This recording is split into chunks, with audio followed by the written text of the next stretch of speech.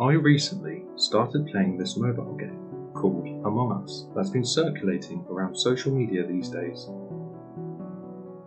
For a tour on what it is all about, the game allows up to 10 players to join in a room.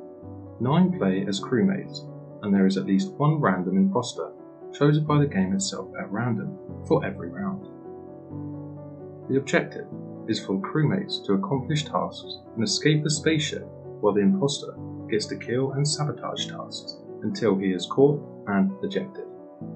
Now, the game itself already has a creepy sort of atmosphere, especially with the background music on the main menu, but it gets creepier with my experience playing it. Know that you join rooms with random people of various nationalities and walks of life, so every time you play is a new experience.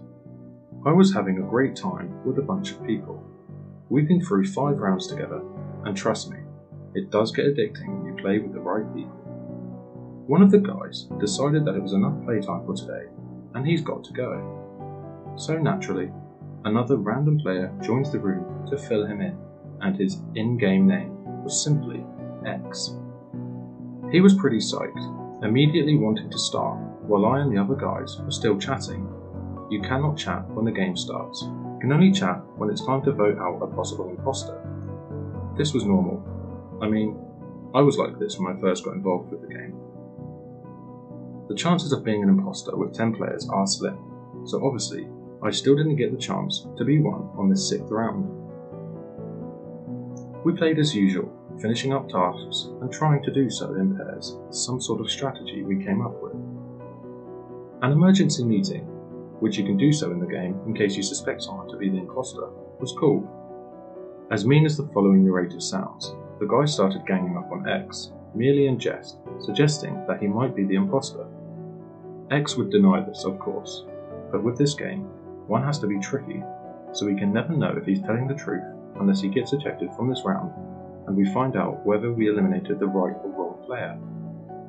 Majority were already set on eliminating X, most likely without proof, and before X got ejected from the round, he sent on the chat, "If I do become imposter, I swear I'll kill you all and win this thing. Starting with you." He blamed the player who accused him without proof. It turns out he wasn't our guy, so we continued the round as usual until it was over. Back in the lobby, X had started reprimanding and trash talking us of our actions, in which we replied to him in jests. This was a game after all. Hey, no need to get so worked up over a video game. 7th round now, look at that. Still not the imposter on my part. Oh well, I guess we just have to keep playing until everyone gets the chance to be one, right?